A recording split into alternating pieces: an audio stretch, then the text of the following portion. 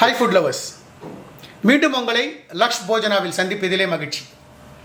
இன்னைக்கு ஒரு side dish chapati, parotta, நான், ஈவன் வித் கீ ரைஸ் அது கூட போகக்கூடிய ஒரு சைட் டிஷ். இதோட மெயின் இன்க்ரீடியன்ட் எதுன்னு கேட்டிங்கன்னா பேபிகார்ன். பேபிகார்னும் பாதாமும் வச்சு செய்யக்கூடிய ஒரு பாதாமி பேபிகார்ன் ஒரு எக்ஸலண்ட்டான டிஷ். இது பார்ட்டிக்கு அட்டகாசமாக இருக்கும். வீட்டுக்காரான ஒரு விருந்தாளி வராங்கன்னா ஸ்பெஷலாக செஞ்சு கொடுக்கணும்னா இந்த டிஷ் நிச்சயமாக செஞ்சு கொடுக்கலாம். எக்ஸைட்மெண்ட்டாக இருக்கும் இந்த டிஷ்ஷு.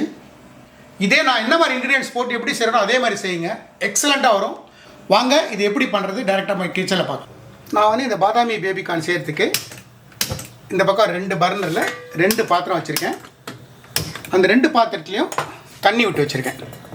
இந்த தண்ணியும் அந்த தண்ணி நல்லா கொதித்து வந்ததுக்கப்புறம் என்ன பண்ணணும்னு நான் சொல்கிறேன். ஃபஸ்ட்டு தண்ணி வச்சுருங்க, தண்ணி ஹீட் ஆகட்டும்.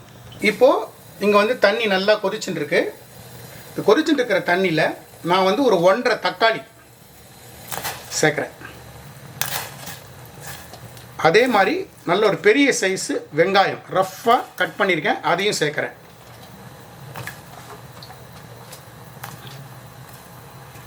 இது கூடவே ஒரு சின்ன துண்டு இஞ்சி சேர்க்குறேன். ஒரு 4 பல்லு பூண்டு சேர்க்குறேன். ஒரே ஒரு பச்சை மிளகாய். இந்த தக்காளி இதில் சாஃப்டாக வெந்து வரணும். தக்காளியும் வெங்காயமும் சாஃப்டாக வெந்து வந்ததுக்கப்புறம் தண்ணியை ஃபுல்லாக வடிகட்டிட்டு ரூம் டெம்பரேச்சர் ஆனதுக்கப்புறம் இதை நம்ம ஒரு ஃபைன் பியூரியாக அரைச்சிப்போம். இந்த பக்கம் நம்ம போட்ட தண்ணி கொதிக்க போகிறது. நான் அந்த தண்ணியில் ஒரு அரை உப்பு சேர்க்குறேன். அரை உப்பு சேர்த்துட்டு நான் இந்த பேபிகார்ன் இந்த மாதிரி ஸ்லைஸ் பண்ணி வச்சுருக்கேன். ஆக்சுவலாக இந்த பேபிகார்ன்றது இந்த மாதிரி உங்களுக்கு சூப்பர் மார்க்கெட்டில் கிடைக்கும். ஸோ இந்த மாதிரி கிடைக்கிற பேபிகார்னை நான் இந்த மாதிரி சின்னதாக கட் பண்ணி ஆக்சுவலாக இந்த மாதிரி ஒரு 2 பேக்லேருந்து நான் கட் பண்ணியிருக்கேன்.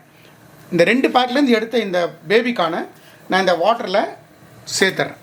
இது ஜஸ்ட் ஒரு 5 மினிட்ஸ் 3/4 பதத்துக்கு வெந்தால் போதும். ரொம்ப வேகக்கூடாது, க்ரன்ச்சியாக இருக்கணும் அது. ஸோ இந்த தண்ணியில் இதை நான் சேர்த்துட்றேன். நான் பாதாம் ஒரு 1 hour பிஃபோர் ஹாட் வாட்டரில் போட்டு வச்சுருக்கேன். இப்போ பார்த்தீங்கன்னா இந்த மாதிரி இதை ப்ரெஸ் பண்ணிங்கன்னா இந்த தோல் இப்படி உரிச்சுன்னு வந்துடும். ஜஸ்ட்டு கையில் இப்படி ப்ரெஸ் பண்ணிங்கன்னா போகிறோம். இந்த பாதாம் அப்படி நல்லா உறிஞ்சு வந்துடும். இந்த மாதிரி பாதாம் எல்லாத்தையும் உரித்து வச்சுப்போம். அதே மாதிரி ஒரு 10 முந்திரி பருப்பும் இந்த மிலன் சீட்ஸ்னு சொல்லுவோம், பூசணி விதை, அது 2ஐயும் அதுவும் ஹாட் வாட்டரில் போட்டு வச்சுருக்கேன். இப்போ இதனால் இந்த தோலை உரிச்சதுக்கப்புறம் இந்த பாதாமையும் இதையும் ஒன்றா சேர்த்து ஃபைனாக ஒரு பியூரியாக அதையும் அரைச்சி வச்சுப்போம்.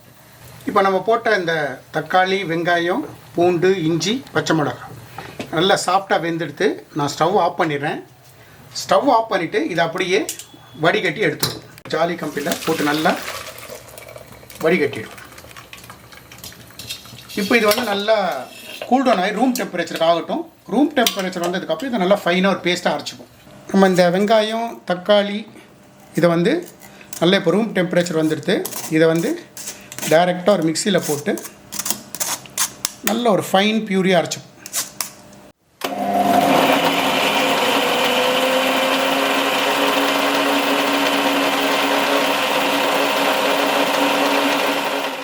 இந்த மாதிரி ஒரு ஃபைன் பியூரியாக அரைச்சி எடுத்து வச்சுக்கோங்க. நம்ம போட்டது நிச்சயமாக 3/4 பதத்துக்கு வந்திருக்கும். இப்போது நான் ஸ்டவ் ஆஃப் பண்ணிடுறேன். ஸ்டவ் ஆஃப் பண்ணிட்டு இதையும் தண்ணியிலேருந்து வடிகட்டி எடுத்துக்கலாம்.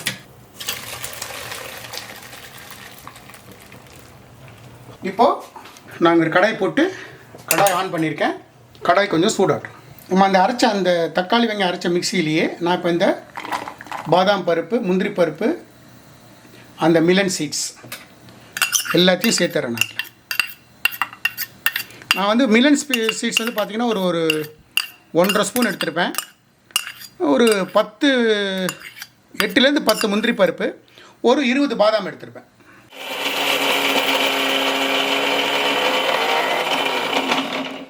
இப்போ இந்த பாதாம், முந்திரி பருப்பு, வாட்டர் மிலன் இது மாதிரி ஃபைனாக பட்டர் மாதிரி இதை நல்லா இதையும் அரைச்சி வச்சுக்கோங்க.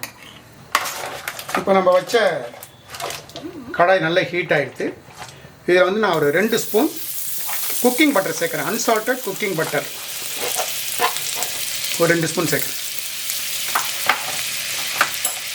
அது கூடவே ஒரு ஸ்பூன் கடலெண்ணெய்,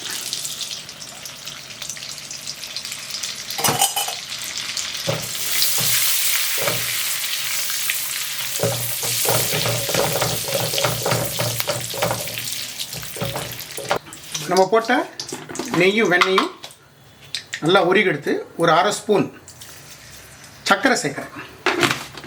நம்ம சர்க்கரை எதுக்கு சேர்க்குறேன்னா, நான் ஏற்கனவே சொல்லியிருக்கேன், அந்த டிஷ்ஷு ஃபினிஷ் ஆகி வரும்போது ஒரு கிளேசி ஃபினிஷிங் கொடுக்கும். அதுக்கு இந்த சர்க்கரை வந்து உதவும். இப்போ இதுலேயே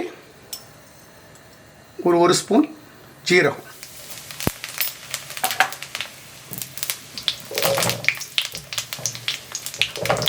ஜீரகம் நல்லா பொரியட்டும்.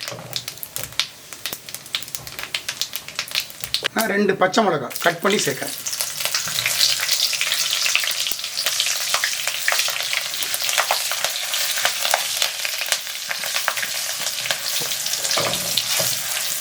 இதுலேயே ஃபைனாக சாப் பண்ண ஒரு வெங்காயம், ஒரு பெரிய சைஸ் வெங்காயம்,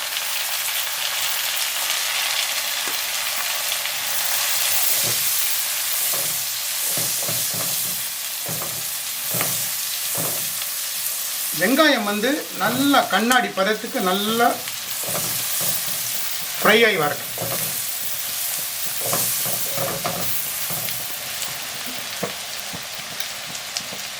இந்த வெங்காயம் சீக்கிரம் ஃப்ரை ஆகி வரத்துக்கு ஒரு 1/2 ஸ்பூன் உப்பு, அதை நல்லா ஒரு ஃபைன் மிக்ஸ் பண்ணி விட்டுருங்க.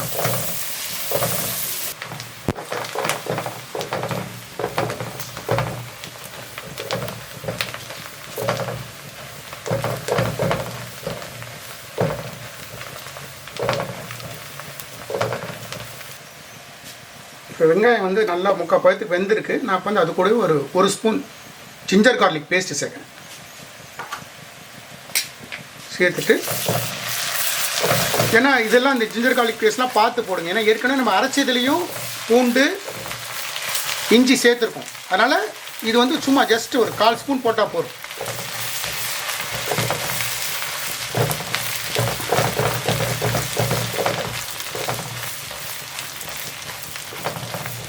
நம்ம போட்டு அந்த ஜிஞ்சர் கார்லிக் பேஸ்ட்டு நல்லா பச்சை வாசனை போகிறதுக்கு ஒரு 2 to 3 மினிட்ஸ் நல்லா ஒரு ரோஸ்ட் பண்ணி விட்ருங்க. அப்படியே கலக்கி விடுங்க. அது நல்லா 2 to 3 மினிட்ஸில் அது பச்சை வாசனை போயிடும்.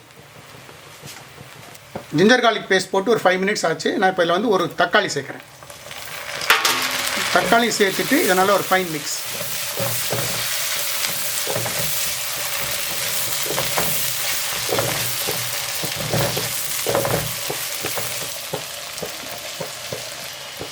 இதில் ஒரு ஸ்பூன் மஞ்சத்தூள் சேர்த்துட்டு இதையும் நல்லா ஒரு ஃபைன் மிக்ஸ் பண்ணி விட்ருங்க. இந்த தக்காளி நல்லா குழஞ்சி வெந்து வரட்டும்.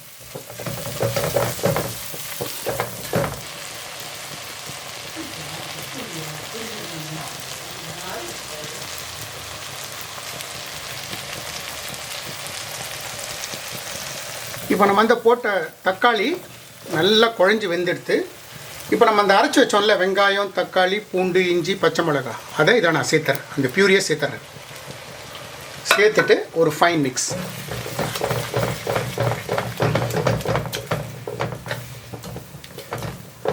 இப்போது இதில் வந்து கம்ப்ளீட்டாக எண்ணெய் பிரிஞ்சு வர வரைக்கும் இதை நல்லா ஃபைனாக குக் பண்ணுங்க. இப்போ நம்ம போட்டது வந்து அந்த எண்ணெய் நல்லா பிரிஞ்சு வர ஆரம்பித்து, இந்த இடத்துல நான் ஒரு சின்ன டிப் ஒன்று சொல்ல ஆசைப்பட்றேன். இதுதான் நார்த் இந்தியன் சப்ஜிக்கான பேஸ் கிரேவி.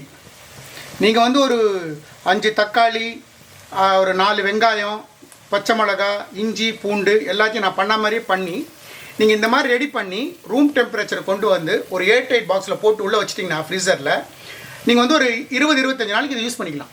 தேவைப்படும் போது இதுலேருந்து ஒரு 4 டீஸ்பூன் எடுத்து யூஸ் பண்ணி நீங்கள் வந்து ஒரு பீன்ஸு, ஆலு, கேரட் போட்டு பண்ணிங்கன்னா ஒரு மிக்சடு வெஜிடபிள் கறின்னு பண்ணிடலாம்.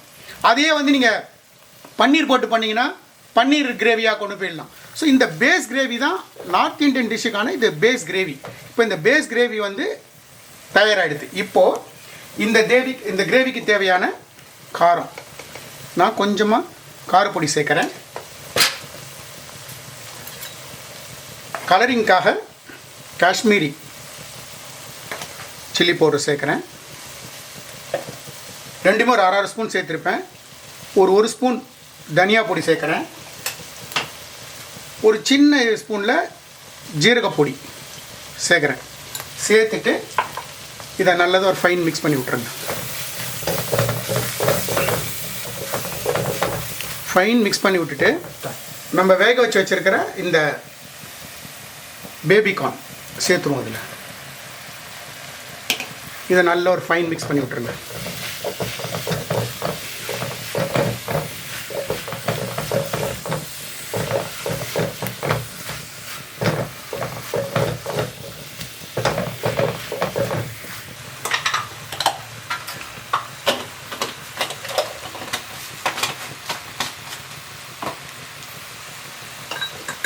இப்போ வந்து நம்ம இதை போட்டு மிக்ஸ் பண்ணி ஒரு 2 மினிட்ஸ் ஆச்சு. இப்போ நான் வந்து ஒரு டம்ளர் தண்ணி சேர்க்குறேன். ஏன்னா இந்த இதில் இருக்கிற காரம் உப்பு எல்லாமே அந்த கிரேவிக்கு வந்து அந்த பேபிகார்னில் ஏறணும். அதுக்காக இன்னும் கூட தண்ணி விட்டுக்கலாம். நம்ம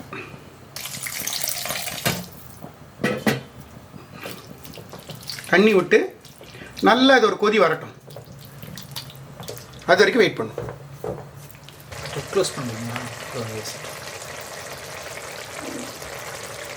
இப்போ நம்ம அந்த போட்ட பேபிகார்ன் இந்த கிரேவியில் நல்லா வெந்தெடுத்து இப்போ நான் வந்து இந்த அரைச்ச பேஸ்ட்டை பாதாம் பேஸ்ட்டை சேர்த்தேன்.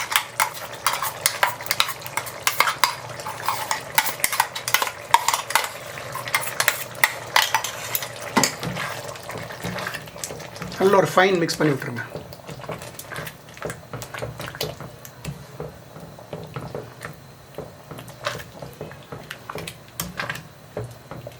இது ஒரு கொதி வரட்டும்.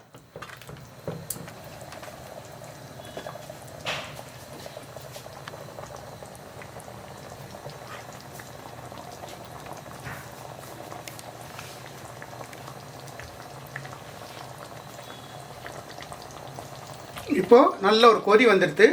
நான் ஸ்டவ் ஃபுல்லாக சிம் ஆக்கிட்டு இதில் கஸ்தூரி மேத்தி ஒரு ஸ்பூன், அது கூடவே கரம் மசாலா ஒரு அரை ஸ்பூன் போட்டுட்டு ஒரு ஃபைன் மிக்ஸ்.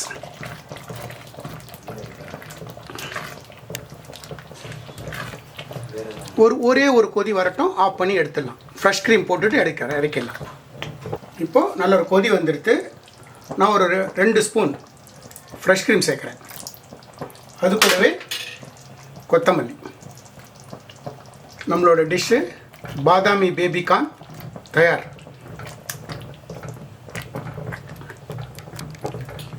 நம்மளோட பாதாமி பேபிகார்ன் தயார். நான் சொன்ன மாதிரி இன்க்ரீடியன்ட்ஸ் அதே மாதிரி செய்யுங்க. நிச்சயமாக எக்ஸலண்ட்டாக வரும். இது வந்து டெய்லி பண்ணக்கூடிய டிஷ்ஷு இல்லை, ஒரு ரிச் ஐட்டம். இது வந்து பார்ட்டி ஃப்ரெண்ட்ஸ் வீட்டுக்கு யாரான வரும்போது அவங்கள சர்ப்ரைஸ் பண்ணக்கூடிய ஒரு ஃபென்டாஸ்டிக் டிஷ்ஷு. நான் செஞ்ச மாதிரியே செய்யுங்க, எக்ஸலண்ட்டாக உங்களுக்கு ரிசல்ட் வரும். இந்த வீடியோ உங்களுக்கு பிடிச்சிருந்தா நம்மளோட பேஜ் வந்து லைக் அண்ட் ஷேர் பண்ணுங்கள். உங்களோட ஃபேமிலி அண்ட் ஃப்ரெண்ட்ஸ்க்கு வந்து ரெக்கமெண்ட் பண்ணுங்கள். மீண்டும் உங்களை ஒரு எக்ஸைட்மெண்ட்டான டிஷ்ஷோட சந்திக்கும் வரை உங்களிடமிருந்து விடைபெறுவது Lakshman, signing off from Laksh Yojana.